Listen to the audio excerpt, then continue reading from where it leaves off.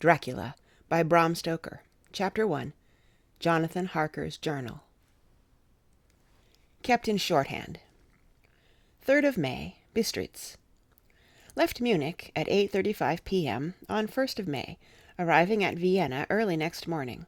Should have arrived at 6:46, but train was an hour late. Budapest seems a wonderful place, from the glimpse which I got of it from the train and the little I could walk through the streets. I feared to go very far from the station, as we had arrived late and would start as near the correct time as possible. The impression I had was that we were leaving the west and entering the east.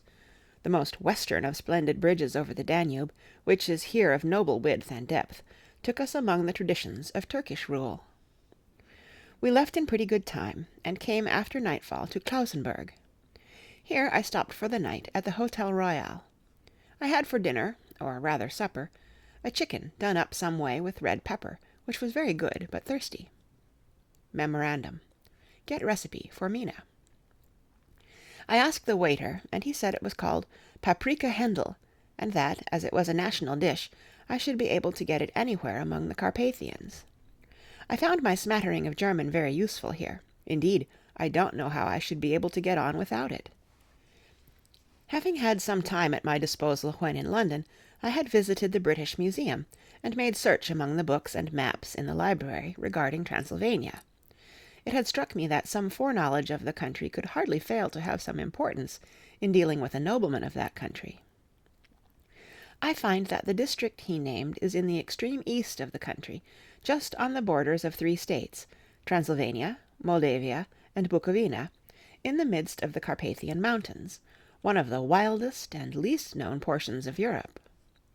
I was not able to light on any map or work giving the exact locality of the Castle Dracula, as there are no maps of this country as yet to compare with our own Ordnance Survey maps. But I found that Bistritz, the post town named by Count Dracula, is a fairly well-known place. I shall enter here some of my notes, as they may refresh my memory when I talk over my travels with Mina. In the population of Transylvania there are 4 distinct nationalities: Saxons in the south, and mixed with them the Wallachs, who are the descendants of the Dacians, Magyars in the west, and Zekles in the east and north. I am going among the latter, who claim to be descended from Attila and the Huns. This may be so, for when the Magyars conquered the country in the 11th century, they found the Huns settled in it. I read that every known superstition in the world is gathered into the horseshoe of the Carpathians, as if it were the centre of some sort of imaginative whirlpool. If so, my stay may be very interesting. Memorandum. I must ask the Count all about them. I did not sleep well, though my bed was comfortable enough, for I had all sorts of queer dreams. There was a dog howling all night under my window, which may have had something to do with it, or it may have been the paprika, for I had to drink up all the water in my carafe, and was still thirsty.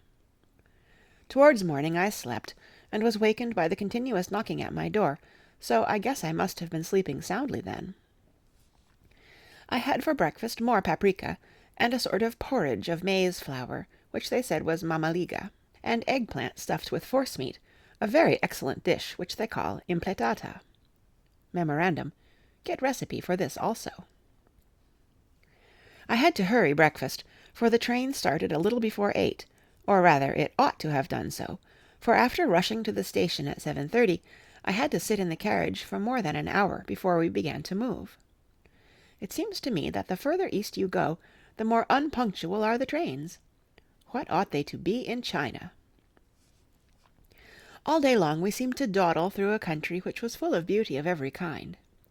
Sometimes we saw little towns or castles on the top of steep hills, such as we see in old missals. Sometimes we ran by rivers and streams, which seemed, from the wide stony margin on each side of them, to be subject to great floods. It takes a lot of water, and running strong, to sweep the outside edge of a river clear. At every station there were groups of people, sometimes crowds, and in all sorts of attire. Some of them were just like the peasants at home, or those I saw coming through France and Germany, with short jackets and round hats and homemade trousers, but others were very picturesque. The women looked pretty, except when you got near them, but they were very clumsy about the waist. They had all full white sleeves of some kind or other, and most of them had big belts with a lot of strips of something fluttering from them, like the dresses in a ballet, but of course there were petticoats under them. The strangest figures we saw were the Slovaks, who were more barbarian than the rest, with their big cowboy hats, great baggy dirty white trousers, white linen shirts, and enormous heavy leather belts, nearly a foot wide, all studded over with brass nails. They wore high boots, with their trousers tucked into them, and had long black hair and heavy black mustaches. They are very picturesque, but do not look prepossessing. On the stage they would be set down at once as some old Oriental band of brigands. They are, however, I am told, very harmless, and rather wanting in natural self-assertion. It was on the dark side of twilight when we got to Bistritz, which is a very interesting old place. Being practically on the frontier, for the Borgo Pass leads from it into Bukovina, it has had a very stormy existence, and it certainly shows marks of it. 50 years ago a series of great fires took place, which made terrible havoc on 5 separate occasions. At the very beginning of the 17th century it underwent a siege of 3 weeks, and lost 13,000 people, the casualties of war proper being assisted by famine and disease. Count Dracula had directed me to go to the Golden Krone Hotel, which I found, to my great delight, to be thoroughly old-fashioned, for of course I wanted to see all I could of the ways of the country. I was evidently expected, for when I got near the door I faced a cheery-looking elderly woman in the usual peasant dress, white undergarment with long double apron, front and back, of coloured stuff fitting almost too tight for modesty. When I came close she bowed and said, "The Herr Englishman?" "Yes," I said, "Jonathan Harker." She smiled and gave some message to an elderly man in white shirt-sleeves, who had followed her to the door.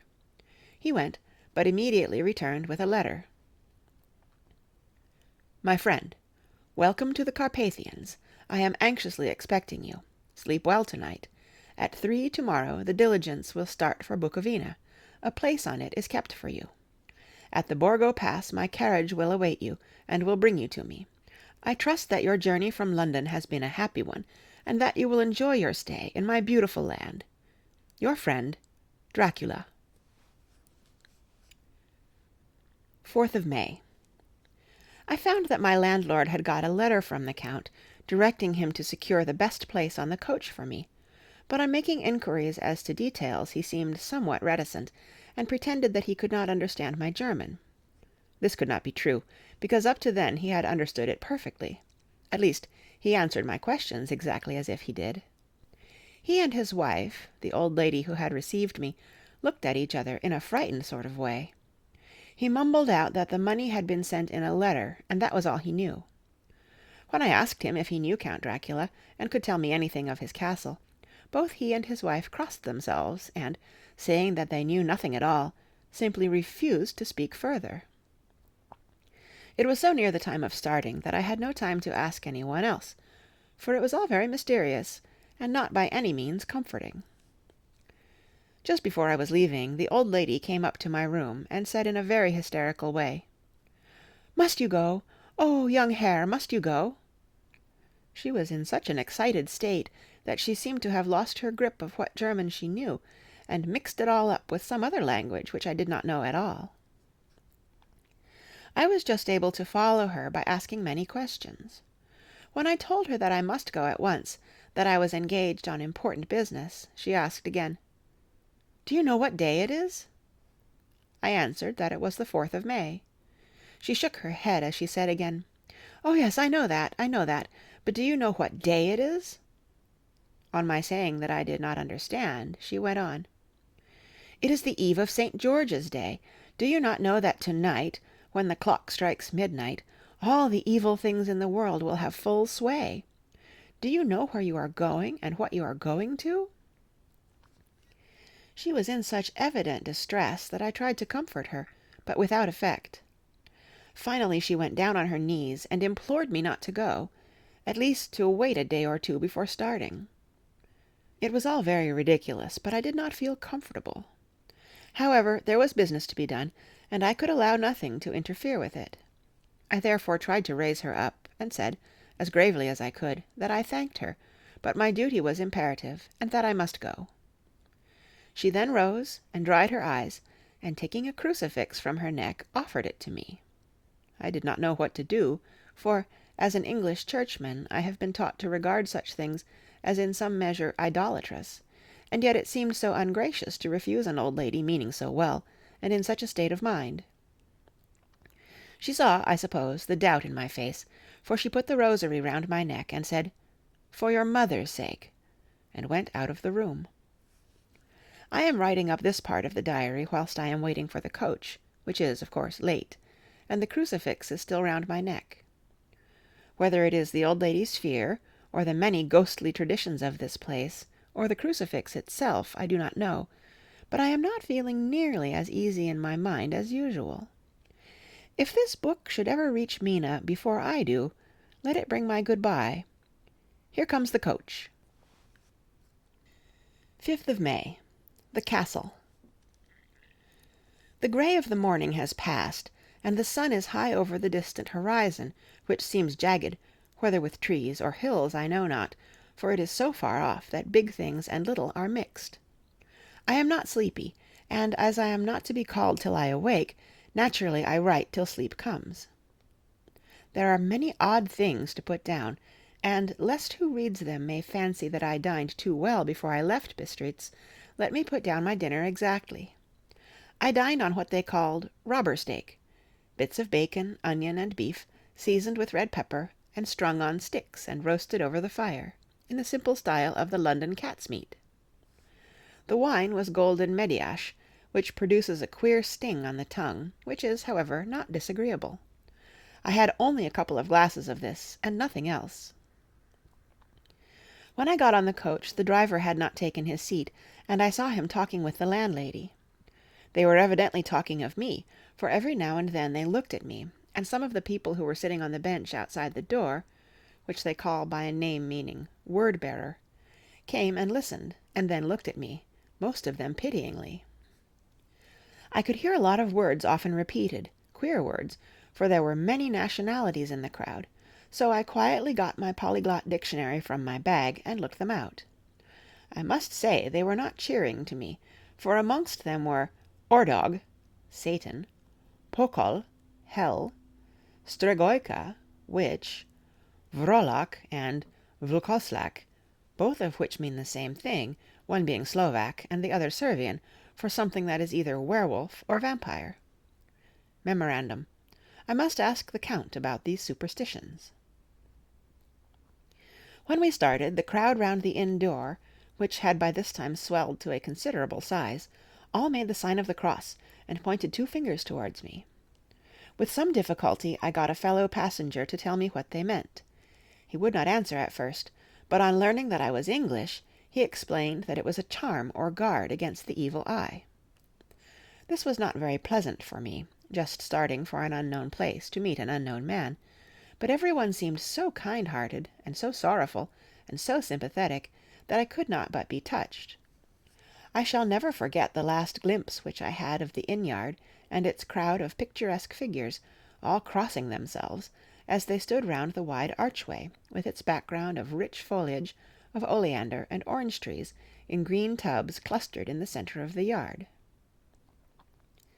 Then our driver, whose wide linen drawers covered the whole front of the box-seat, Gotza they call them, cracked his big whip over his 4 small horses, which ran abreast, and we set off on our journey.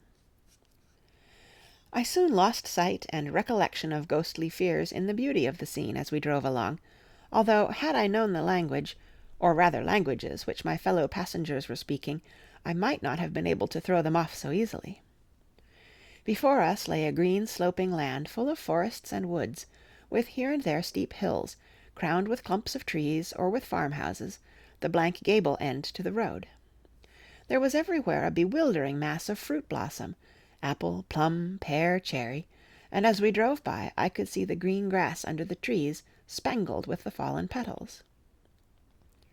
In and out amongst these green hills, of what they call here the Mittelland, ran the road, losing itself as it swept round the grassy curve, or was shut out by the straggling ends of pine woods, which here and there ran down the hillsides like tongues of flame.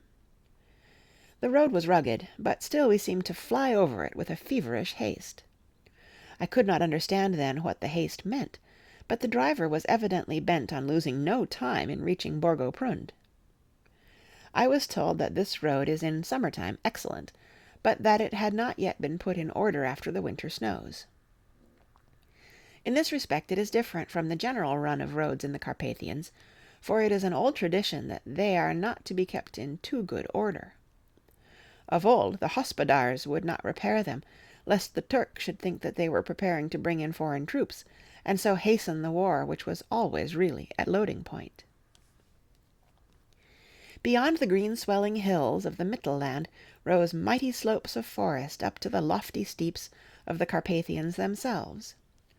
Right and left of us they towered, with the afternoon sun falling full upon them, and bringing out all the glorious colours of this beautiful range, deep blue and purple in the shadows of the peaks, green and brown where grass and rock mingled, and an endless perspective of jagged rock and pointed crags, till these were themselves lost in the distance, where the snowy peaks rose grandly.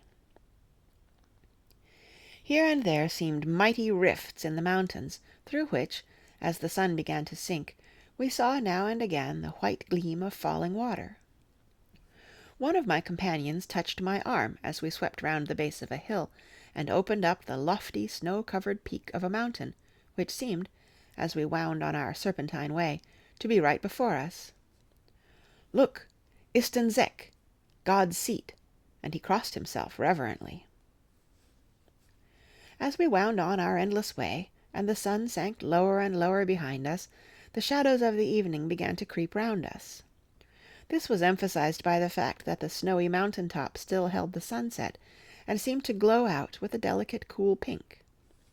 Here and there we passed Czechs and Slovaks, all in picturesque attire, but I noticed that goiter was painfully prevalent. By the roadside were many crosses, and as we swept by, my companions all crossed themselves. Here and there was a peasant man or woman kneeling before a shrine, who did not even turn round as we approached, but seemed in the self-surrender of devotion to have neither eyes nor ears for the outer world. There were many things new to me, for instance, hayricks in the trees, and here and there very beautiful masses of weeping birch, their white stems shining like silver through the delicate green of the leaves. Now and again we passed a lighter wagon, the ordinary peasant's cart, with its long, snake-like vertebra calculated to suit the inequalities of the road.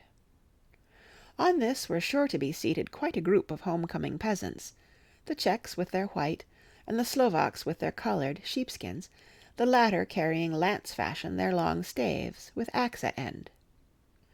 As the evening fell, it began to get very cold, and the growing twilight seemed to merge into one dark mistiness the gloom of the trees, oak, beech, and pine, though in the valleys which ran deep between the spurs of the hills, as we ascended through the pass, the dark firs stood out here and there against the background of late-lying snow. Sometimes, as the road was cut through the pine woods that seemed in the darkness to be closing down upon us, great masses of greyness, which here and there bestrewed the trees, produced a peculiarly weird and solemn effect, which carried on the thoughts and grim fancies engendered earlier in the evening, when the falling sunset threw into strange relief the ghost-like clouds which amongst the Carpathians seemed to wind ceaselessly through the valleys. Sometimes the hills were so steep that, despite our driver's haste, the horses could only go slowly. I wished to get down and walk up them, as we do at home, but the driver would not hear of it. "No, no," he said, "you must not walk here. The dogs are too fierce." And then he added, with what he evidently meant for grim pleasantry, for he looked round to catch the approving smile of the rest, "and you may have enough of such matters before you go to sleep."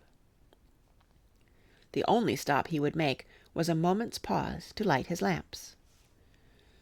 When it grew dark there seemed to be some excitement amongst the passengers, and they kept speaking to him, one after the other, as though urging him to further speed. He lashed the horses unmercifully with his long whip, and with wild cries of encouragement urged them on to further exertions. Then through the darkness I could see a sort of patch of grey light ahead of us, as though there were a cleft in the hills. The excitement of the passengers grew greater. The crazy coach rocked on its great leather springs and swayed like a boat tossed on a stormy sea. I had to hold on. The road grew more level, and we appeared to fly along. Then the mountains seemed to come nearer to us on each side, and to frown down upon us. We were entering the Borgo Pass. One by one, several of the passengers offered me gifts, which they pressed upon me with an earnestness which would take no denial. These were certainly of an odd and varied kind, but each was given in simple good faith, with a kindly word and a blessing, and that strange mixture of fear-meaning movements which I had seen outside the hotel at Bistritz, the sign of the cross, and the guard against the evil eye. Then, as we flew along, the driver leaned forward, and on each side the passengers, craning over the edge of the coach, peered eagerly into the darkness. It was evident that something very exciting was either happening or expected, but though I asked each passenger, no one would give me the slightest explanation. This state of excitement kept on for some little time, and at last we saw before us the pass opening out on the eastern side. There were dark rolling clouds overhead, and in the air the heavy, oppressive sense of thunder. It seemed as though the mountain range had separated two atmospheres, and that now we had got into the thunderous one. I was now myself looking out for the conveyance, which was expected to take me to the Count. Each moment I expected to see the glare of lamps through the blackness, but all was dark. The only light was the flickering rays of our own lamps, in which the steam from our hard-driven horses rose in a white cloud. We could see now the sandy road lying white before us, but there was on it no sign of a vehicle. The passengers drew back with a sigh of gladness, which seemed to mock my own disappointment. I was already thinking what I had best do, when the driver, looking at his watch, said to the others something which I could hardly hear, it was spoken so quietly and in so low a tone. I thought it was an hour less than the time. Then, turning to me, he said in German worse than my own, "There is no carriage here. The Herr is not expected after all. He will now come on to Bukovina and return tomorrow, or the next day. Better the next day." Whilst he was speaking, the horses began to neigh and snort and plunge wildly, so that the driver had to hold them up. Then, amongst a chorus of screams from the peasants and a universal crossing of themselves, a calèche, with 4 horses, drove up behind us, overtook us, and drew up beside the coach. I could see from the flash of our lamps, as the rays fell on them, that the horses were coal-black and splendid animals. They were driven by a tall man with a long brown beard and a great black hat, which seemed to hide his face from us. I could only see the gleam of a pair of very bright eyes, which seemed red in the lamplight, as he turned to us. He said to the driver, "You are early tonight, my friend." The man stammered in reply, "The English Herr was in a hurry," to which the stranger replied, "That is why, I suppose, you wished him to go on to Bukovina. You cannot deceive me, my friend. I know too much, and my horses are swift." As he spoke he smiled, and the lamplight fell on a hard-looking mouth, with very red lips and sharp-looking teeth, as white as ivory. One of my companions whispered to another the line from Burger's Lenore, "Denn die Toten reiten schnell," for the dead travel fast. The strange driver evidently heard the words, for he looked up with a gleaming smile. The passenger turned his face away, at the same time putting out his 2 fingers and crossing himself. "Give me the Herr's luggage," said the driver, and with exceeding alacrity my bags were handed out and put in the calèche. Then I descended from the side of the coach, as the calèche was close alongside, the driver helping me with a hand which caught my arm in a grip of steel. His strength must have been prodigious. Without a word he shook his reins, the horses turned, and we swept into the darkness of the pass. As I looked back, I saw the steam from the horses of the coach by the light of the lamps, and projected against it the figures of my late companions crossing themselves. Then the driver cracked his whip and called to his horses, and off they swept on their way to Bukovina. As they sank into the darkness, I felt a strange chill, and a lonely feeling came over me, but a cloak was thrown over my shoulders, and a rug across my knees, and the driver said in excellent German, "The night is chill, mein Herr, and my master the Count bade me take all care of you. There is a flask of Slivovitz, the plum brandy of the country, underneath the seat, if you should require it." I did not take any, but it was a comfort to know it was there all the same. I felt a little strangely, and not a little frightened. I think, had there been any alternative, I should have taken it, instead of prosecuting that unknown night journey. The carriage went at a hard pace, straight along, then we made a complete turn, and went along another straight road. It seemed to me that we were simply going over and over the same ground again, and so I took note of some salient point, and found that this was so. I would have liked to have asked the driver what this all meant, but I really feared to do so, for I thought that, placed as I was, any protest would have had no effect in case there had been an intention to delay. By and by, however, as I was curious to know how time was passing, I struck a match, and by its flame looked at my watch. It was within a few minutes of midnight. This gave me a sort of shock, for I suppose the general superstition about midnight was increased by my recent experiences. I waited, with a sick feeling of suspense. Then a dog began to howl somewhere in a farmhouse down the road, a long, agonized wailing, as if from fear. The sound was taken up by another dog, and then another and another, till, borne on the wind, which now sighed softly through the pass, a wild howling began, which seemed to come from all over the country, as far as the imagination could grasp it through the gloom of the night. At the first howl the horses began to strain and rear, but the driver spoke to them soothingly, and they quieted down, but shivered and sweated as though after a runaway from sudden fright. Then, far off in the distance, from the mountains on each side of us, began a louder and a sharper howling, that of wolves, which affected both the horses and myself in the same way, for I was minded to jump from the calèche and run, whilst they reared again and plunged madly, so that the driver had to use all his great strength to keep them from bolting. In a few minutes, however, my own ears got accustomed to the sound, and the horses so far became quiet that the driver was able to descend and to stand before them. He petted and soothed them, and whispered something in their ears, as I have heard of horse-tamers doing, and with extraordinary effect, for under his caresses they became quite manageable again, though they still trembled. The driver again took his seat, and, shaking his reins, started off at a great pace. This time, after going to the far side of the pass, he suddenly turned down a narrow roadway which ran sharply to the right. Soon we were hemmed in with trees, which in places arched right over the roadway, till we passed as through a tunnel, and again great frowning rocks guarded us boldly on either side. Though we were in shelter, we could hear the rising wind, for it moaned and whistled through the rocks, and the branches of the trees crashed together as we swept along. It grew colder and colder still, and fine, powdery snow began to fall, so that soon we and all around us were covered with a white blanket.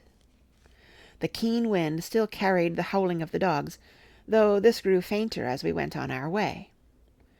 The baying of the wolves sounded nearer and nearer, as though they were closing round on us from every side. I grew dreadfully afraid, and the horses shared my fear. The driver, however, was not in the least disturbed. He kept turning his head to left and right, but I could not see anything through the darkness. Suddenly, away on our left, I saw a faint flickering blue flame. The driver saw it at the same moment. He at once checked the horses, and, jumping to the ground, disappeared into the darkness. I did not know what to do, the less as the howling of the wolves grew closer, but while I wondered, the driver suddenly appeared again, and without a word took his seat, and we resumed our journey. I think I must have fallen asleep, and kept dreaming of the incident, for it seemed to be repeated endlessly, and now looking back it is like a sort of awful nightmare. Once the flame appeared so near the road that even in the darkness around us I could watch the driver's motions. He went rapidly to where the blue flame arose. It must have been very faint, for it did not seem to illumine the place around it at all, and, gathering a few stones, formed them into some device. Once there appeared a strange optical effect.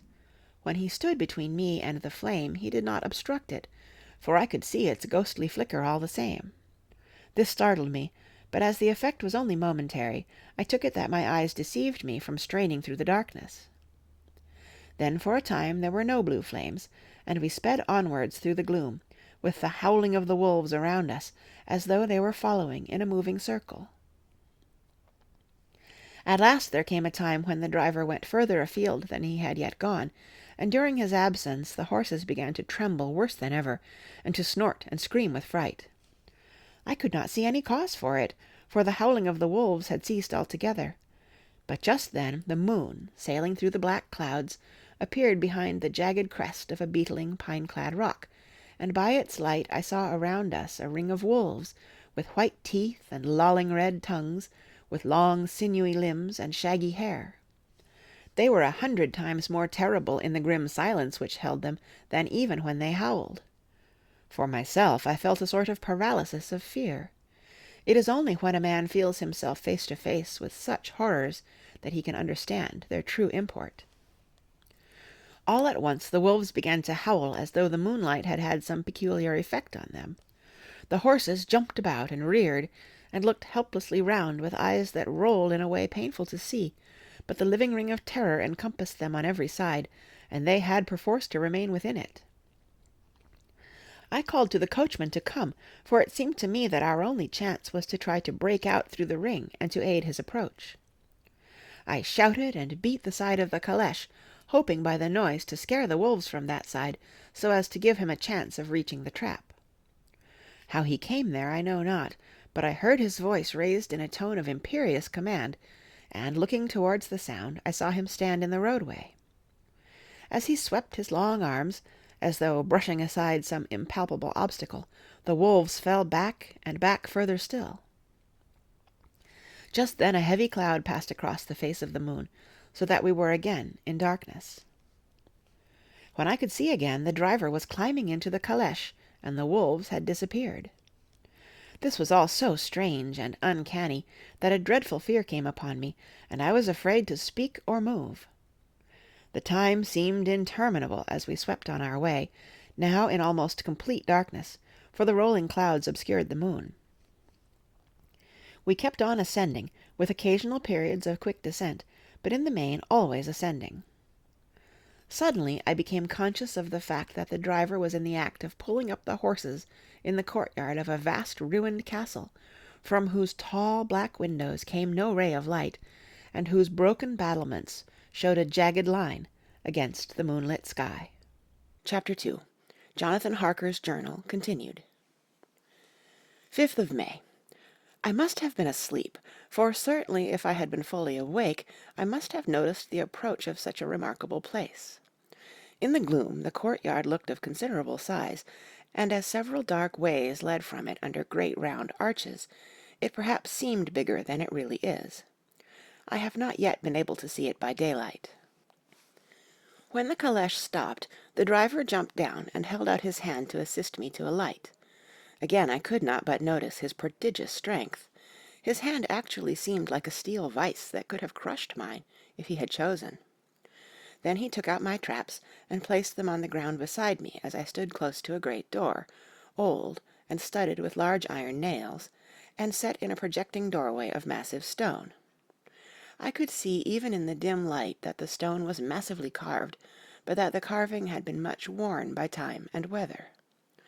As I stood, the driver jumped again into his seat and shook the reins. The horses started forward, and trap and all disappeared down one of the dark openings. I stood in silence where I was, for I did not know what to do. Of bell or knocker there was no sign. Through these frowning walls and dark window openings it was not likely that my voice could penetrate. The time I waited seemed endless, and I felt doubts and fears crowding upon me. What sort of place had I come to, and among what kind of people? What sort of grim adventure was it on which I had embarked? Was this a customary incident in the life of a solicitor's clerk sent out to explain the purchase of a London estate to a foreigner?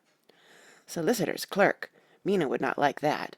Solicitor, for just before leaving London I got word that my examination was successful, and I am now a full-blown solicitor. I began to rub my eyes and pinch myself to see if I were awake. It all seemed like a horrible nightmare to me, and I expected that I should suddenly awake and find myself at home, with the dawn struggling in through the windows, as I had now and again felt in the morning after a day of overwork.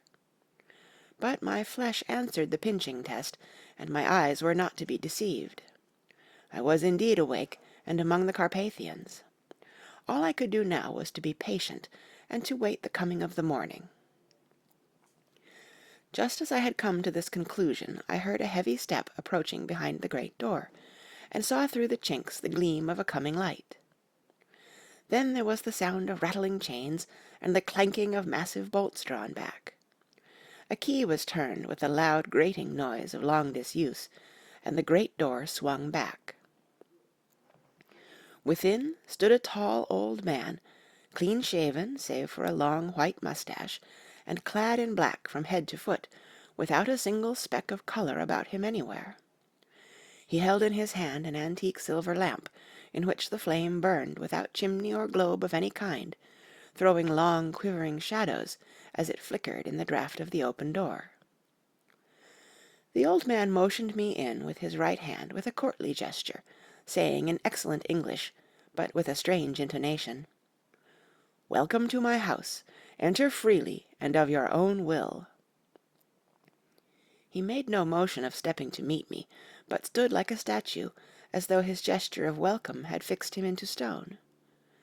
The instant, however, that I had stepped over the threshold, he moved impulsively forward, and, holding out his hand, grasped mine with a strength which made me wince, an effect which was not lessened by the fact that it seemed as cold as ice, more like the hand of a dead than a living man. Again he said, "Welcome to my house. Come freely, go safely, and leave something of the happiness you bring." The strength of the handshake was so much akin to that which I had noticed in the driver, whose face I had not seen, that for a moment I doubted if it were not the same person to whom I was speaking. So, to make sure, I said interrogatively, "Count Dracula?" He bowed in a courtly way as he replied, "I am Dracula, and I bid you welcome, Mr. Harker, to my house. Come in, the night air is chill, and you must need to eat and rest." As he was speaking, he put the lamp on a bracket on the wall, and stepping out, took my luggage. He had carried it in before I could forestall him. I protested, but he insisted. "Nay, sir, you are my guest. It is late, and my people are not available. Let me see to your comfort myself." He insisted on carrying my traps along the passage, and then up a great winding stair, and along another great passage, on whose stone floor our steps rang heavily.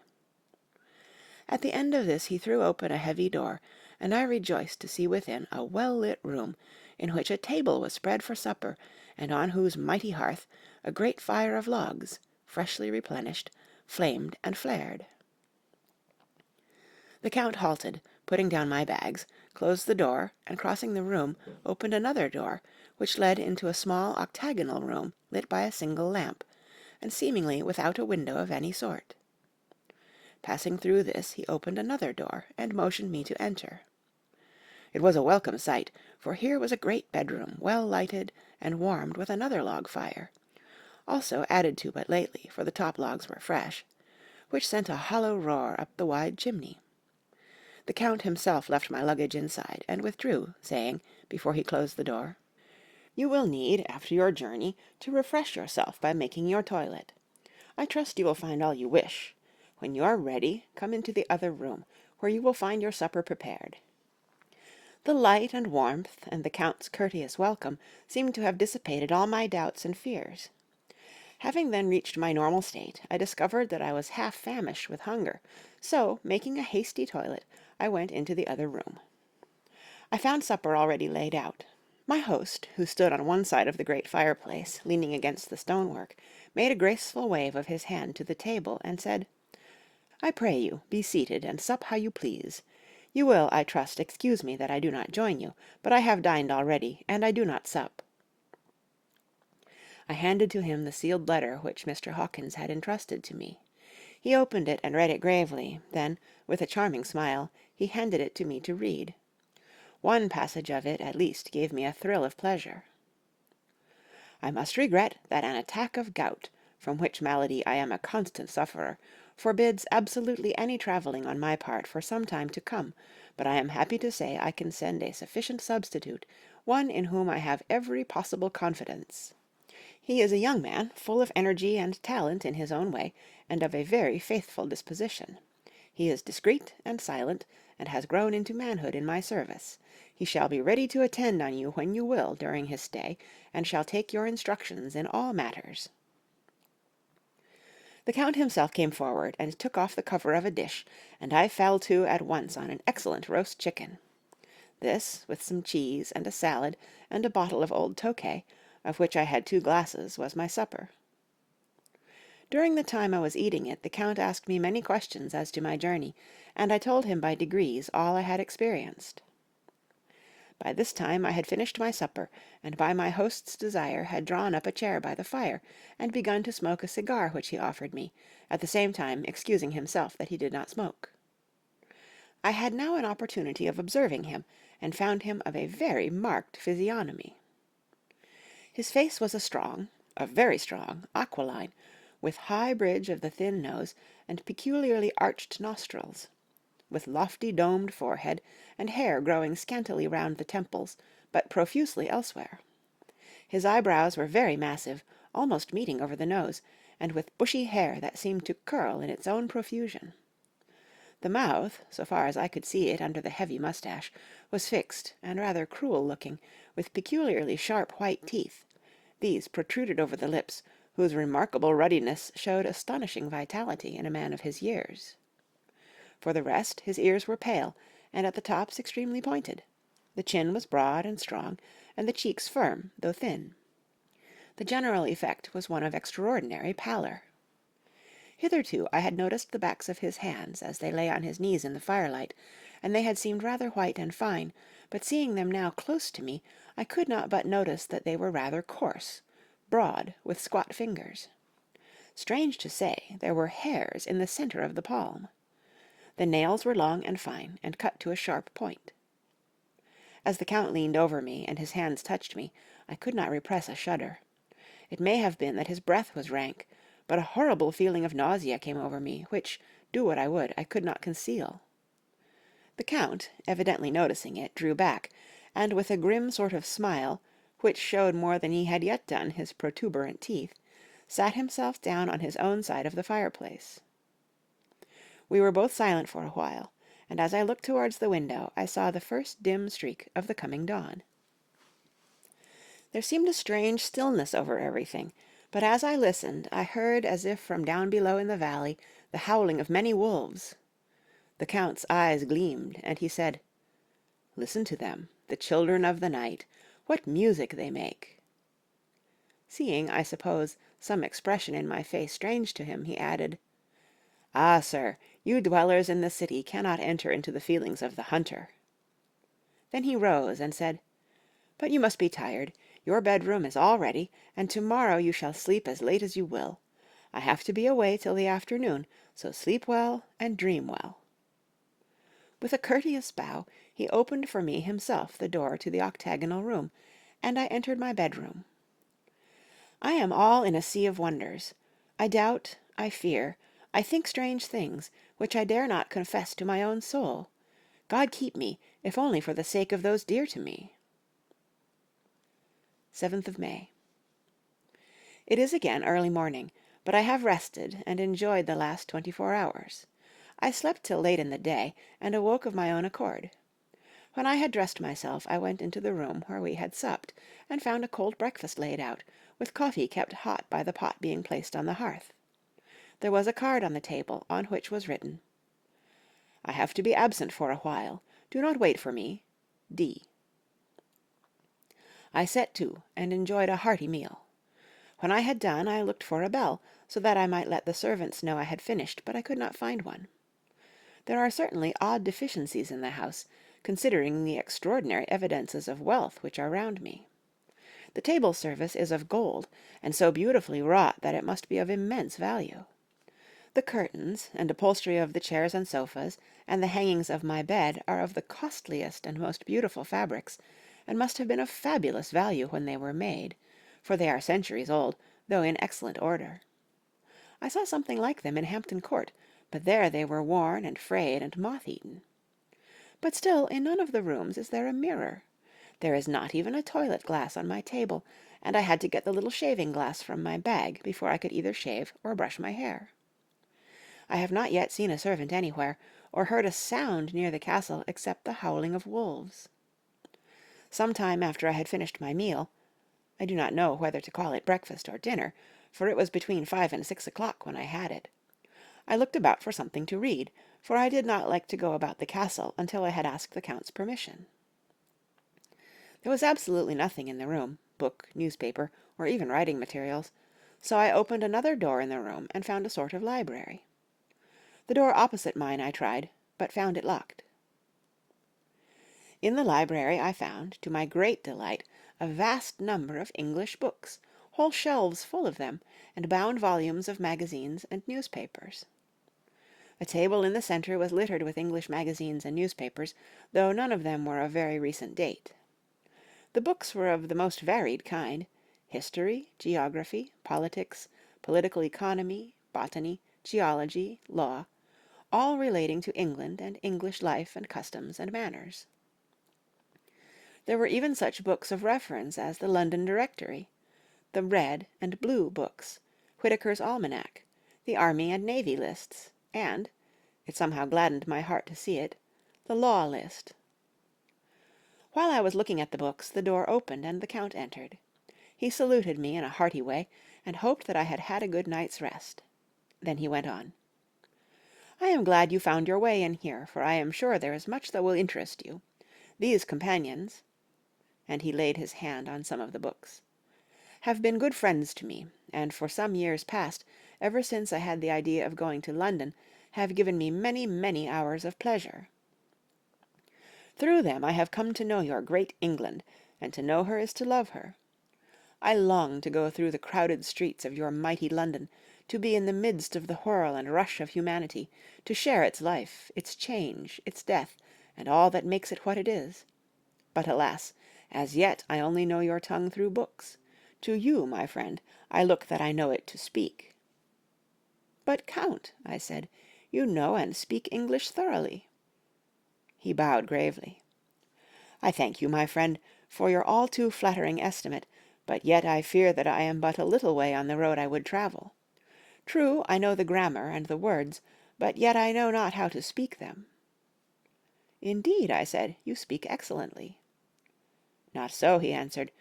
"Well I know that, did I move and speak in your London, none there are who would not know me for a stranger.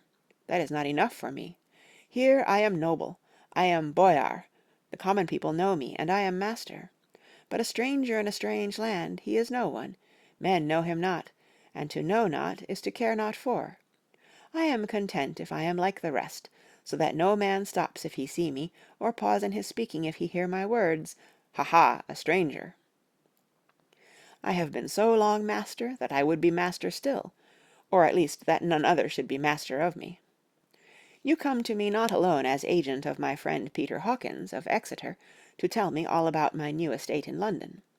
You shall, I trust, rest here with me a while, so that by our talking I may learn the English intonation, and I would that you tell me when I make error, even of the smallest, in my speaking. I am sorry that I had to be away so long today, but you will, I know, forgive one who has so many important affairs in hand." Of course I said all I could about being willing, and asked if I might come into that room when I chose. He answered, "Yes, certainly," and added, "You may go anywhere you wish in the castle, except where the doors are locked, where of course you will not wish to go. There is reason that all things are as they are, and did you see with my eyes and know with my knowledge, you would perhaps better understand." I said I was sure of this, and then he went on.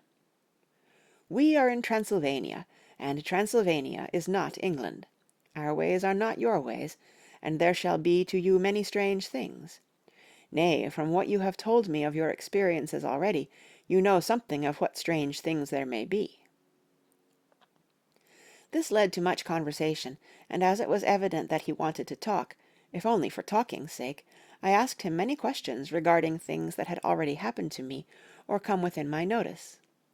Sometimes he sheered off the subject, or turned the conversation by pretending not to understand, but generally he answered all I asked most frankly. Then as time went on, and I had got somewhat bolder, I asked him of some of the strange things of the preceding night, as, for instance, why the coachman went to the places where he had seen the blue flames. He then explained to me that it was commonly believed that on a certain night of the year, last night, in fact, when all evil spirits are supposed to have unchecked sway, a blue flame is seen over any place where treasure has been concealed. "That treasure has been hidden," he went on. "In the region through which you came last night, there can be but little doubt, for it was the ground fought over by centuries by the Wallachian, the Saxon, and the Turk. Why, there is hardly a foot of soil in all this region that has not been enriched by the blood of men, patriots or invaders. In old days there were stirring times, when the Austrian and the Hungarian came up in hordes, and the patriots went out to meet them, men and women, the aged, and the children too, and waited their coming on the rocks above the passes, that they might sweep destruction on them with their artificial avalanches. When the invader was triumphant, he found but little, for whatever there was had been sheltered in the friendly soil." "But how," said I, "can it have remained so long undiscovered, when there is a sure index to it, if men will but take the trouble to look?" The Count smiled, and as his lips ran back over his gums, the long, sharp canine teeth showed out strangely. He answered, "Because your peasant is at heart a coward and a fool. Those flames only appear on one night, and on that night no man of this land will, if he can help it, stir without his doors. And, dear sir, even if he did, he would not know what to do. Why, even the peasant that you tell me of who marked the place of the flame would not know where to look in daylight, even for his own work. Even you would not, I dare be sworn, be able to find these places again." "There you are right," I said. "I know no more than the dead where even to look for them." Then we drifted into other matters. "Come," he said at last, "tell me of London and of the house which you have procured for me." With an apology for my remissness, I went into my own room to get the papers from my bag. Whilst I was placing them in order, I heard a rattling of china and silver in the next room, and as I passed through, noticed that the table had been cleared and the lamp lit, for it was by this time deep into the dark. The lamps were also lit in the study or library, and I found the Count lying on the sofa, reading, of all things in the world, an English Bradshaw's Guide. When I came in, he cleared the books and papers from the table, and with him I went into plans and deeds and figures of all sorts. He was interested in everything, and asked me a myriad questions about the place and its surroundings. He clearly had studied beforehand all he could get on the subject of the neighbourhood, for he evidently at the end knew very much more than I did. When I remarked this, he answered, "Well, but, my friend, is it not needful that I should? When I go there I shall be all alone, and my friend Harker Jonathan—nay, pardon me, I fall into my country's habit of putting your patronymic first—my friend Jonathan Harker will not be by my side to correct and aid me. He will be in Exeter, miles away, probably working at papers of the law with my other friend, Peter Hawkins. So." We went thoroughly into the business of the purchase of the estate at Purfleet. When I had told him the facts, and got his signature to the necessary papers, and had written a letter with them ready to post to Mr. Hawkins, he began to ask me how I had come across so suitable a place. I read to him the notes which I had made at the time, and which I inscribe here. At Purfleet, on a by-road, I came across just such a place as seemed to be required, and where was displayed a dilapidated notice that the place was for sale. It is surrounded by a high wall, of ancient structure, built of heavy stones, and has not been repaired for a large number of years. The closed gates are of heavy old oak and iron, all eaten with rust. The estate is called Carfax, no doubt a corruption of the old quatre faces, as the house is four-sided, agreeing with the cardinal points of the compass. It contains in all some 20 acres, quite surrounded by the solid stone wall above mentioned. There are many trees on it, which make it in places gloomy, and there is a deep, dark-looking pond or small lake, evidently fed by some springs, as the water is clear and flows away in a fair-sized stream. The house is very large, and of all periods, back, I should say, to medieval times, for one part is of stone immensely thick, with only a few windows high up and heavily barred with iron. It looks like part of a keep, and is close to an old chapel or church. I could not enter it, as I had not the key of the door leading to it from the house, but I have taken with my kodak views of it from various points. The house has been added to, but in a very straggling way, and I can only guess at the amount of ground it covers, which must be very great. There are but few houses close at hand, one being a very large house only recently added to and formed into a private lunatic asylum. It is not, however, visible from the grounds. When I had finished, he said, "I am glad that it is old and big. I myself am of an old family, and to live in a new house would kill me. A house cannot be made habitable in a day, and, after all, how few days go to make up a century. I rejoice also that there is a chapel of old times. We Transylvanian nobles love not to think that our bones may lie amongst the common dead. I seek not gaiety nor mirth, not the bright voluptuousness of much sunshine and sparkling waters, which please the young and gay. I am no longer young, and my heart, through weary years of mourning over the dead, is not attuned to mirth. Moreover, the walls of my castle are broken, the shadows are many, and the wind breathes cold through the broken battlements and casements. I love the shade and the shadow, and would be alone with my thoughts when I may." Somehow his words and his look did not seem to accord, or else it was that his cast of face made his smile look malignant and saturnine. Presently, with an excuse, he left me, asking me to put all my papers together. He was some little time away, and I began to look at some of the books around me. One was an atlas, which I found opened naturally at England, as if that map had been much used. On looking at it, I found in certain places little rings marked, and on examining these I noticed that one was near London on the east side, manifestly where his new estate was situated. The other two were Exeter and Whitby on the Yorkshire coast. It was the better part of an hour when the Count returned. "Aha!" he said, "still at your books? Good, but you must not work always. Come, I am informed that your supper is ready." He took my arm, and we went into the next room, where I found an excellent supper ready on the table. The Count again excused himself, as he had dined out on his being away from home. But he sat, as on the previous night, and chatted whilst I ate.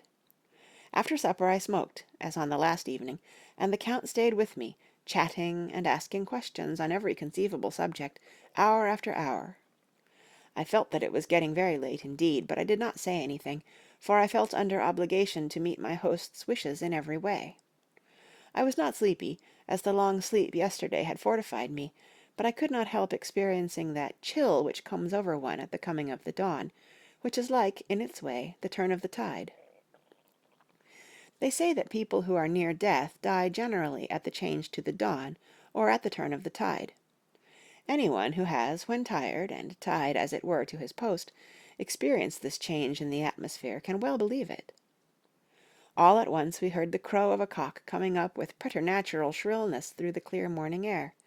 Count Dracula, jumping to his feet, said, "Why, there is the morning again. How remiss I am to let you stay up so long. You must make your conversation regarding my dear new country of England less interesting, so that I may not forget how time flies by us." And, with a courtly bow, he quickly left me. I went into my own room and drew the curtains, but there was little to notice. My window opened into the courtyard. All I could see was the warm grey of quickening sky. So I pulled the curtains again, and have written of this day. 8th of May. I began to fear as I wrote in this book that I was getting too diffuse, but now I am glad that I went into detail from the first, for there is something so strange about this place and all in it that I cannot but feel uneasy. I wish I were safe out of it, or that I had never come. It may be that this strange night existence is telling on me, but would that that were all. If there were anyone to talk to, I could bear it, but there is no one. I have only the Count to speak with, and I fear I am myself the only living soul within the place. Let me be prosaic so far as facts can be. It will help me to bear up, and imagination must not run riot with me. If it does, I am lost. Let me say at once how I stand, or seem to. I only slept a few hours when I went to bed, and feeling that I could not sleep any more, got up. I had hung my shaving-glass by the window, and was just beginning to shave. Suddenly I felt a hand on my shoulder, and heard the Count's voice saying to me, "Good morning." I started, for it amazed me that I had not seen him, since the reflection of the glass covered the whole room behind me. In starting, I had cut myself slightly, but did not notice it at the moment. Having answered the Count's salutation, I turned to the glass again to see how I had been mistaken. This time there could be no error, for the man was close to me, and I could see him over my shoulder. But there was no reflection of him in the mirror. The whole room behind me was displayed, but there was no sign of a man in it, except myself. This was startling, and coming on the top of so many strange things, was beginning to increase that vague feeling of uneasiness which I always have when the Count is near. But at the instant I saw that the cut had bled a little, and the blood was trickling over my chin. I laid down the razor, turning as I did so half round to look for some sticking plaster. When the Count saw my face, his eyes blazed with a sort of demoniac fury, and he suddenly made a grab at my throat. I drew away, and his hand touched the string of beads which held the crucifix. It made an instant change in him, for the fury passed so quickly that I could hardly believe that it was ever there. "Take care," he said. "Take care how you cut yourself. It is more dangerous than you think in this country." Then, seizing the shaving-glass, he went on, "And this is the wretched thing that has done the mischief. It is a foul bauble of man's vanity. Away with it!" And, opening the heavy window with one wrench of his terrible hand, he flung out the glass, which was shattered into 1,000 pieces on the stones of the courtyard far below. Then he withdrew without a word. It is very annoying, for I do not see how I am to shave, unless in my watch-case or the bottom of the shaving-pot, which is fortunately of metal. When I went into the dining-room, breakfast was prepared, but I could not find the Count anywhere. So I breakfasted alone. It is strange that as yet I have not seen the Count eat or drink. He must be a very peculiar man. After breakfast I did a little exploring in the castle. I went out on the stairs, and found a room looking towards the south. The view was magnificent, and from where I stood there was every opportunity of seeing it. The castle is on the very edge of a terrible precipice. A stone falling from the window would fall 1,000 feet without touching anything. As far as the eye can reach is a sea of green tree-tops, with occasionally a deep rift where there is a chasm. Here and there are silver threads where the rivers wind in deep gorges through the forests. But I am not in heart to describe beauty, for when I had seen the view I explored further. Doors, doors, doors everywhere, and all locked and bolted. In no place, save from the windows in the castle walls, is there an available exit. The castle is a veritable prison, and I am a prisoner. Chapter 3. Jonathan Harker's Journal, continued. When I found that I was a prisoner, a sort of wild feeling came over me. I rushed up and down the stairs, trying every door and peering out of every window I could find, but after a little the conviction of my helplessness overpowered all other feelings. When I look back after a few hours, I think I must have been mad for the time, for I behaved much as a rat does in a trap. When, however, the conviction had come to me that I was helpless, I sat down quietly, as quietly as I have ever done anything in my life, and began to think over what was best to be done. I am thinking still, and as yet have come to no definite conclusion. Of one thing only I am certain, that it is no use making my ideas known to the Count. He knows well that I am imprisoned, and as he has done it himself, and has doubtless his own motives for it, he would only deceive me if I trusted him fully with the facts. So far as I can see, my only plan will be to keep my knowledge and my fears to myself, and my eyes open. I am, I know, either being deceived, like a baby, by my own fears, or else I am in desperate straits, and if the latter be so, I need, and shall need, all my brains to get through. I had hardly come to this conclusion when I heard the great door below shut, and knew that the Count had returned. He did not come at once into the library, so I went cautiously to my own room and found him making the bed. This was odd, but only confirmed what I had all along thought, that there were no servants in the house. When later I saw him through the chink of the hinges of the door laying the table in the dining room, I was assured of it, for if he does himself all these menial offices, surely it is proof that there is no one else to do them. This gave me a fright, for if there is no one else in the castle, it must have been the Count himself who was the driver of the coach that brought me here. This is a terrible thought, for if so, what does it mean that he could control the wolves, as he did, by only holding up his hand in silence? How was it that all the people at Bistritz and on the coach had some terrible fear for me? What meant the giving of the crucifix, of the garlic, of the wild rose, of the mountain ash? Bless that good, good woman who hung the crucifix round my neck, for it is a comfort and a strength to me whenever I touch it. It is odd that a thing which I have been taught to regard with disfavor and as idolatrous should in a time of loneliness and trouble be of help. Is it that there is something in the essence of the thing itself, or that it is a medium, a tangible help, in conveying memories of sympathy and comfort? Sometime, if it may be, I must examine this matter, and try to make up my mind about it. In the meantime, I must find out all I can about Count Dracula, as it may help me to understand. To-night he may talk of himself, if I turn the conversation that way. I must be very careful, however, not to awake his suspicion. Midnight. I have had a long talk with the Count. I asked him a few questions on Transylvania history, and he warmed up to the subject wonderfully. In his speaking of things and people, and especially of battles, he spoke as if he had been present at them all. This he afterwards explained by saying that, to a boyar, the pride of his house and name is his own pride, that their glory is his glory, that their fate is his fate. Whenever he spoke of his house, he always said "we," and spoke almost in the plural, like a king speaking. I wish I could put down all he said exactly as he said it, for to me it was most fascinating. It seemed to have in it a whole history of the country. He grew excited as he spoke, and walked about the room, pulling his great white mustache, and grasping anything on which he laid his hands, as though he would crush it by main strength.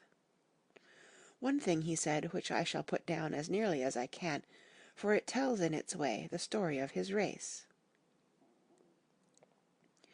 We Szekelyes have a right to be proud, for in our veins flows the blood of many brave races who fought as the lion fights, for lordship. Here in the whirlpool of European races, the Ugric tribe bore down from Iceland the fighting spirit which Thor and Woden gave them, which their berserkers displayed to such fell intent on the seaboards of Europe, aye, and of Asia and Africa too, till the peoples thought that the were-wolves themselves had come. Here too, when they came, they found the Huns, whose warlike fury had swept the earth like a living flame, till the dying people held that in their veins ran the blood of those old witches, who, expelled from Scythia, had mated with the devils in the desert. Fools, fools! What devil or what witch was ever so great as Attila, whose blood is in these veins? He held up his arms. Is it a wonder that we were a conquering race, that we were proud, that when the Magyar, the Lombard, the Avar, the Bulgar, or the Turk poured his thousands on our frontiers, we drove them back? Is it strange that when Arpad and his legions swept through the Hungarian fatherland, he found us here when he reached the frontier? that the Honfoglalas was completed there. And when the Hungarian flood swept eastward, the Zekkelies were claimed as kindred by the victorious Magyars, and to us for centuries was trusted the guarding of the frontier of Turkeyland. Aye, and more than that, endless duty of the frontier guard. For, as the Turks say, water sleeps, and enemy is sleepless. Who more gladly than we throughout the four nations received the bloody sword, or at its warlike call flocked quicker to the standard of the king? When was redeemed that great shame of my nation, the shame of Cassova, when the flags of the Wallach and the Magyar went down beneath the crescent? Who was it but one of my own race, who as voivoda crossed the Danube and beat the Turk on his own ground? This was a Dracula indeed. Woe was it that his own unworthy brother, when he had fallen, sold his people to the Turk, and brought the shame of slavery on them. Was it not this Dracula, indeed, who inspired that other of his race, who in a later age again and again brought his forces over the great river into Turkeyland, who, when he was beaten back, came again, and again, and again, though he had to come alone from the bloody field where his troops were being slaughtered, since he knew that he alone could ultimately triumph. They said that he thought only of himself. Bah! What good are peasants without a leader? Where ends the war without a brain and heart to conduct it? Again, when, after the battle of Mohacs, we threw off the Hungarian yoke, we of the Dracula blood were amongst their leaders, for our spirit would not brook that we were not free. Ah, young sir, the Zekkelies, and the Dracula as their heart's blood, their brains, and their swords, can boast a record that mushroom growths like the Habsburgs and the Romanoffs can never reach. The warlike days are over. Blood is too precious a thing in these days of dishonorable peace, and the glories of the great races are as a tale that is told. It was by this time close on morning, and we went to bed. Memorandum. This diary seems horribly like the beginning of the Arabian Nights, for everything has to break off at cock-crow, or like the ghost of Hamlet's father. 12th of May. Let me begin with facts, bare, meagre facts, verified by books and figures, and of which there can be no doubt. I must not confuse them with experiences which will have to rest on my own observation, or my memory of them. Last evening, when the Count came from his room, he began by asking me questions on legal matters, and on the doing of certain kinds of business. I had spent the day wearily over books, and, simply to keep my mind occupied, went over some of the matters I had been examined in at Lincoln's Inn. There was a certain method in the Count's inquiries, so I shall try to put them down in sequence. The knowledge may somehow or sometime be useful to me. First, he asked if a man in England might have 2 solicitors or more. I told him that he might have a dozen if he wished, but that it would not be wise to have more than one solicitor engaged in one transaction, as only one could act at a time, and that to change would be certain to militate against his interest. He seemed thoroughly to understand, and went on to ask if there would be any practical difficulty in having one man to attend, say, to banking, and another to look after shipping, in case local help were needed in a place far from the home of the banking solicitor. I asked him to explain more fully, so that I might not by any chance mislead him, so he said, "I shall illustrate.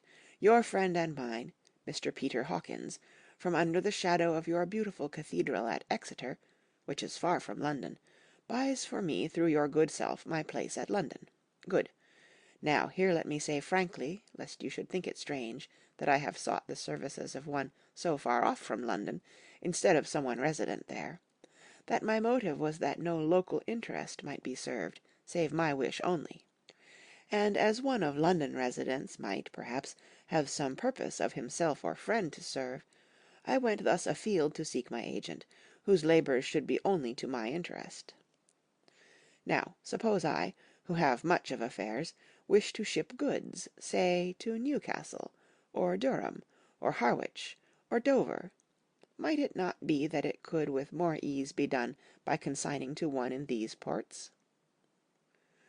I answered that certainly it would be most easy, but that we solicitors had a system of agency one for the other, so that local work could be done locally on instruction from any solicitor, so that the client, simply placing himself in the hands of one man, could have his wishes carried out by him without further trouble.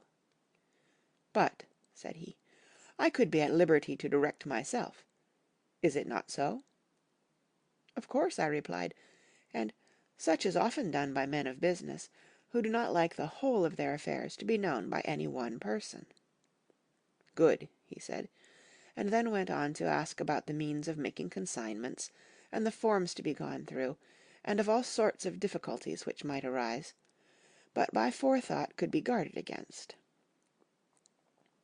I explained all these things to him to the best of my ability, and he certainly left me under the impression that he would have made a wonderful solicitor, for there was nothing that he did not think of or foresee. For a man who was never in the country, and who did not evidently do much in the way of business, his knowledge and acumen were wonderful. When he had satisfied himself on these points of which he had spoken, and I had verified all as well as I could by the books available, he suddenly stood up and said, "Have you written since your first letter to our friend Mr. Peter Hawkins, or to any other?" It was with some bitterness in my heart that I answered that I had not, that as yet I had not seen any opportunity of sending letters to anybody. "Then write now, my young friend," he said, laying a heavy hand on my shoulder. "Write to our friend, and to any other, and say, if it will please you, that you shall stay with me until a month from now." "Do you wish me to stay so long?" I asked, for my heart grew cold at the thought. "I desire it much. Nay, I will take no refusal. When your master, employer, what you will, engaged that someone should come on his behalf, it was understood that my needs only were to be consulted. I have not stinted. Is it not so?" What could I do but bow acceptance? It was Mr. Hawkins' interest, not mine, and I had to think of him, not myself. And besides, while Count Dracula was speaking, there was that in his eyes and in his bearing which made me remember that I was a prisoner, and that if I wished it I could have no choice. The Count saw his victory in my bow, and his mastery in the trouble of my face, for he began at once to use them, but in his own smooth, resistless way. "I pray you, my good young friend, that you will not discourse of things other than business in your letters. It will doubtless please your friends to know that you are well, and that you look forward to getting home to them. Is it not so?" As he spoke he handed me 3 sheets of note-paper and 3 envelopes. They were all of the thinnest foreign post, and looking at them, then at him, and noticing his quiet smile, with the sharp canine teeth lying over the red underlip, I understood as well as if he had spoken that I should be careful what I wrote, for he would be able to read it. So I determined to write only formal notes now, but to write fully to Mr. Hawkins in secret, and also to Mina, for to her I could write in shorthand, which would puzzle the Count, if he did see it. When I had written my 2 letters I sat quiet, reading a book whilst the Count wrote several notes, referring as he wrote them to some books on his table. Then he took up my 2 and placed them with his own, and put by his writing materials, after which, the instant the door had closed behind him, I leaned over and looked at the letters, which were face down on the table. I felt no compunction in doing so, for under the circumstances I felt that I should protect myself in every way I could. One of the letters was directed to Samuel F. Billington, No. 7, The Crescent, Whitby. Another to Herr Leutner, Varna. The third was to Coutts and Company, London, and the fourth to Herren Klopstock and Bilhoit, bankers, Budapest. The second and fourth were unsealed. I was just about to look at them when I saw the door-handle move. I sank back in my seat, having just had time to replace the letters as they had been, and to resume my book, before the Count, holding still another letter in his hand, entered the room. He took up the letters on the table, and stamped them carefully, and then, turning to me, said, I trust you will forgive me, but I have much work to do in private this evening. You will, I hope, find all things as you wish." At the door he turned, and after a moment's pause said, "Let me advise you, my dear young friend, nay, let me warn you with all seriousness, that should you leave these rooms, you will not by any chance go to sleep in any other part of the castle. It is old, and has many memories, and there are bad dreams for those who sleep unwisely. Be warned. Should sleep now or ever overcome you, or be like to do, then haste to your own chamber or to these rooms, for your rest will then be safe. But if you be not careful in this respect, then—" He finished his speech in a gruesome way, for he motioned with his hands as if he were washing them. I quite understood. My only doubt was as to whether any dream could be more terrible than the unnatural, horrible net of gloom and mystery which seemed closing around me. Later. I endorse the last words written, but this time there is no doubt in question. I shall not fear to sleep in any place where he is not. I have placed the crucifix over the head of my bed. I imagine that my rest is thus freer from dreams, and there it shall remain. When he left me, I went to my room. After a little while, not hearing any sound, I came out and went up the stone stair to where I could look out towards the south. There was some sense of freedom in the vast expanse, inaccessible though it was to me, as compared with the narrow darkness of the courtyard. Looking out on this, I felt that I was indeed in prison, and I seemed to want a breath of fresh air, though it were of the night. I am beginning to feel this nocturnal existence tell on me. It is destroying my nerve. I start at my own shadow, and am full of all sorts of horrible imaginings. God knows that there is ground for my terrible fear in this accursed place. I looked out over the beautiful expanse, bathed in soft yellow moonlight, till it was almost as light as day. In the soft light the distant hills became melted, and the shadows in the valleys and gorges of velvety blackness. The mere beauty seemed to cheer me. There was peace and comfort in every breath I drew. As I leaned from the window, my eye was caught by something moving a story below me, and somewhat to my left, where I imagined, from the order of the rooms, that the windows of the Count's own room would look out. The window at which I stood was tall and deep, stone-mullioned, and though weather-worn, was still complete, but it was evidently many a day since the case had been there. I drew back behind the stonework, and looked carefully out. What I saw was the Count's head coming out from the window. I did not see the face, but I knew the man by the neck and the movement of his back and arms. In any case, I could not mistake the hands, which I had had so many opportunities of studying. I was at first interested and somewhat amused, for it is wonderful how small a matter will interest and amuse a man when he is a prisoner. But my very feelings changed to repulsion and terror when I saw the whole man slowly emerge from the window, and begin to crawl down the castle wall over that dreadful abyss, face down, with his cloak spreading out around him like great wings. At first I could not believe my eyes. I thought it was some trick of the moonlight, some weird effect of shadow, but I kept looking, and it could be no delusion. I saw the fingers and toes grasp the corners of the stones, worn clear of the mortar by the stress of years, and by thus using every projection and inequality, move downwards with considerable speed, just as a lizard moves along a wall. What manner of man is this, or what manner of creature is it in the semblance of man? I feel the dread of this horrible place overpowering me. I am in fear, in awful fear, and there is no escape for me. I am encompassed about with terrors that I dare not think of. 15th of May. Once more have I seen the Count go out in his lizard fashion. He moved downwards in a sidelong way, some 100 feet down, and a good deal to the left. He vanished into some hole or window. When his head had disappeared, I leaned out to try and see more, but without avail. The distance was too great to allow a proper angle of sight. I knew he had left the castle now, and thought to use the opportunity to explore more than I had dared to do as yet. I went back to the room, and, taking a lamp, tried all the doors. They were all locked, as I had expected, and the locks were comparatively new, but I went down the stone stairs to the hall where I had entered originally.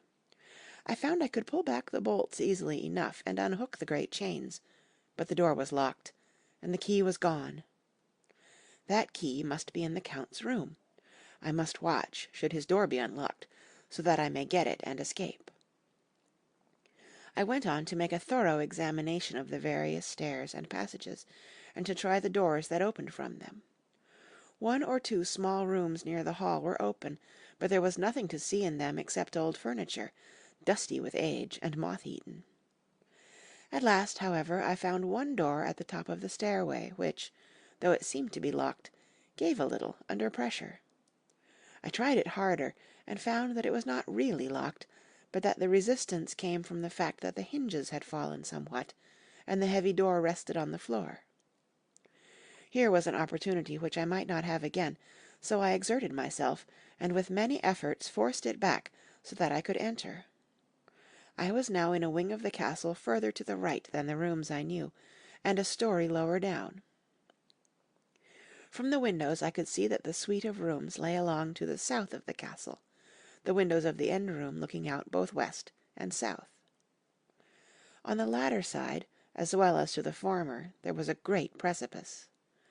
The castle was built on the corner of a great rock, so that on 3 sides it was quite impregnable, and great windows were placed here where sling or bow or culverin could not reach, and consequently light and comfort, impossible to a position which had to be guarded, were secured.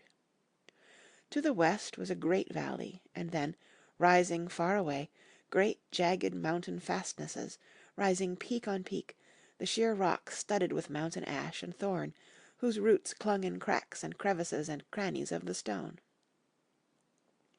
This was evidently the portion of the castle occupied by the ladies in bygone days, for the furniture had more air of comfort than any I had seen.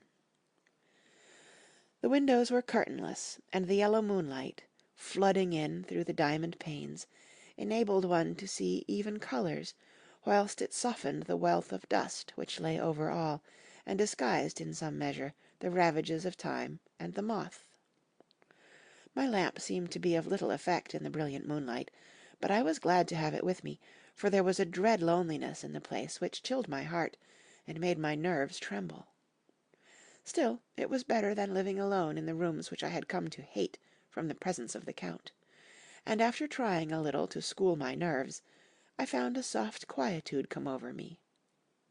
Here I am, sitting at a little oak table, where in old times possibly some fair lady sat to pen, with much thought and many blushes, her ill-spelt love-letter, and writing in my diary in shorthand all that has happened since I closed it last. It is 19th century up to date with a vengeance. And yet, unless my senses deceive me, the old centuries had, and have, powers of their own, which mere modernity cannot kill. Later, the morning of 16th of May. God preserve my sanity, for to this I am reduced. Safety and the assurance of safety are things of the past. While I live on here, there is but one thing to hope for, that I may not go mad, if, indeed, I be not mad already. If I be sane, then surely it is maddening to think that of all the foul things that lurk in this hateful place, the Count is the least dreadful to me, that to him alone I can look for safety, even though this be only whilst I can serve his purpose. Great God, merciful God, let me be calm, for out of that way lies madness indeed. I begin to get new lights upon certain things which have puzzled me. Up to now I never quite knew what Shakespeare meant when he made Hamlet say, "My tablets, quick, my tablets, 'tis meet that I put it down," etc.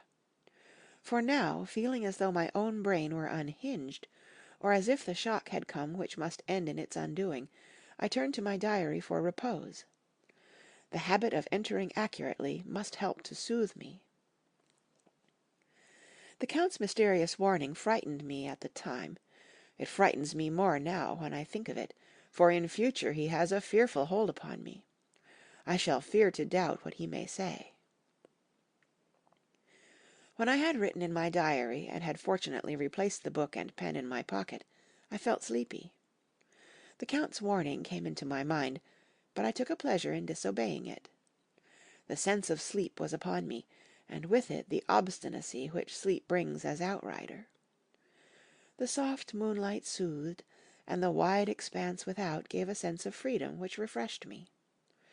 I determined not to return tonight to the gloom-haunted rooms, but to sleep here, where of old ladies had sat and sung and lived sweet lives, whilst their gentle breasts were sad for their menfolk away in the midst of remorseless wars. I drew a great couch out of its place near the corner, so that as I lay I could look at the lovely view to east and south, and unthinking of and uncaring for the dust, composed myself for sleep. I suppose I must have fallen asleep. I hope so, but I fear, for all that followed was startlingly real, so real that now, sitting here in the broad, full sunlight of the morning, I cannot in the least believe that it was all sleep.